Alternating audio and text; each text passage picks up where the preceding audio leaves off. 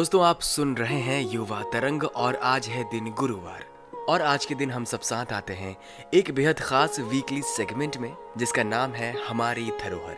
दोस्तों, आज के हमारी धरोहर के इस सफर में हम आपको ले चलेंगे एक ऐसी जगह जिसने ना सिर्फ शहर तहजीब लखनऊ की शान बढ़ाई है बल्कि नवाबी नजाकत को भी बरकरार रखा है। तो हमारा आज का खास विषय है बड़ा इमामबाड़ा।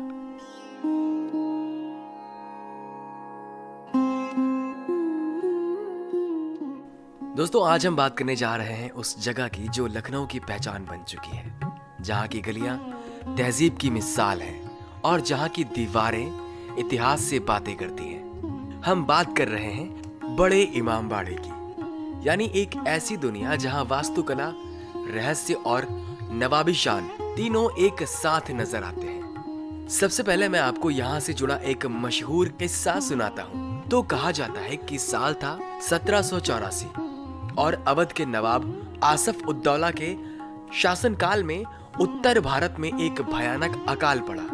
लोग भूख से परेशान थे। ऐसे में नवाब साहब ने एक अनोखा रास्ता निकाला।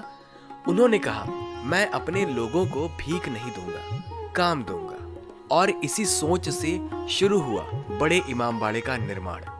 दिन में आम लोग निर्माण करते और रात में नवाब के अमीर दरबारी वो दीवारें गिरा देते ताकि अगले दिन फिर से काम मिले। ये सिर्फ एक इमारत नहीं थी बल्कि रोजगार और इंसानियत की मिसाल बन गई। अब जरा सोचिए, बिना किसी लोहे या स्टील की रॉड के, बिना किसी सपोर्ट के एक ऐसा हॉल बनाया गया जो आज भी खड़ा है। बड़े इमामबाड़े का केंद्रीय हॉल यानी दरबार हॉल लगभग 50 मीटर लंबा और 15 मीटर ऊंचा है और इसमें कोई बीम नहीं है। जी हाँ, ये दुनिया के सबसे बड़े अनसपोर्टेड हॉल्स में से एक है। इस पूरी इमारत का निर्माण लखनवी वास्तुकला शैली में हुआ है। ना मुगल जैसा भव्य गुंबद, ना राजस्थानी जैसी नक्काशी। ये एक सादा मगर शानदार इंडो इस्लामिक डिजाइन का नमूना है।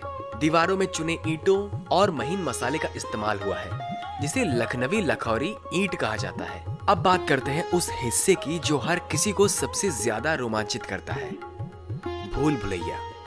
बड़े इमामबाड़े के ऊपर बना ये हिस्सा देखने में तो साधारण लगता है, लेकिन अंदर कदम रखते ही रास्ते खुद ब खुद बदलते जाते हैं। कहते हैं कि यहाँ करीब 489 दरवाजे और रास्ते हैं जिसमें से कई एक जैसे लगते हैं। एक गलत मोड़ और इंसान फिर वहीं लौट आता है जहाँ से चला था। गाइड्स कहते हैं अगर आप बिना किसी गाइड गए तो वापस बाहर निकलना मुश्किल है, लेकिन यही तो इसकी खूबसूरती है।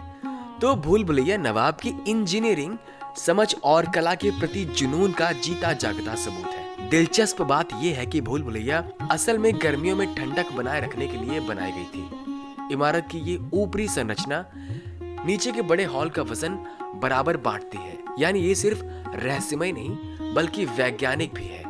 बड़ा इमामबाड़ा सिर्फ इमारत नहीं है, ये लखनऊ की तहजीब, इबादत और इंसानियत की निशानी है। यहाँ हर ईंट में अवध की नवाबी शान झलकती है। यहाँ का स्थापत्य, यहाँ की गलियां, यहाँ का माहौल, यहाँ सब आपको बीते जमाने में ले जाते हैं। कहते हैं कि बड़े इमामबाड़े की छत पर खड़े होकर अगर आप फुसफुसाते हैं तो आवाज दूसरी तरफ तक साफ सुनाई देती है, बिना किसी माइक्रोफोन या स्पीकर के। इसे अकॉस्टिक इंजीनियरिंग का भी कमाल माना जाता है। आज का बड़ा इमामबाड़ा और भूल भुलैया लखनऊ की पहचान बन चुके हैं। हर दिन सैकड़ों पर्यटक यहाँ आते हैं। देश ही नहीं, विदेशों से भी लोग यहाँ की नवाबी शान और स्थापत्य कला देखने आते हैं। यहाँ की फोटोग्राफी, शूटिंग और गाइडेड टूर सब मिलकर इस जगह को जीवंत बनाए रखते हैं। तो दोस्तों, बड़ा इमामबाड़ा सिर्फ एक इमारत नहीं बल्कि हमारी धरोहर और पहचान का प्रतीक है। ये एक कहानी है मेहनत, इंसानियत और कला की। ये याद दिलाता है कि जब इरादे नेक हो तो इमारतें नहीं, इतिहास बनता है। इसकी भूल भुलैया, विशाल गुंबद और नवाबी कला हमें याद दिलाती है कि हमारी संस्कृति और इतिहास कितने समृद्ध और रंगीन है।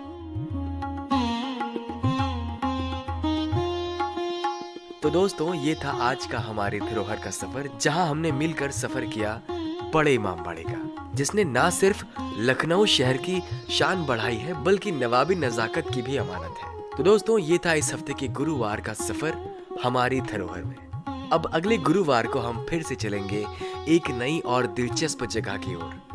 अपने वीकली सेगमेंट हमारी धरोहर में।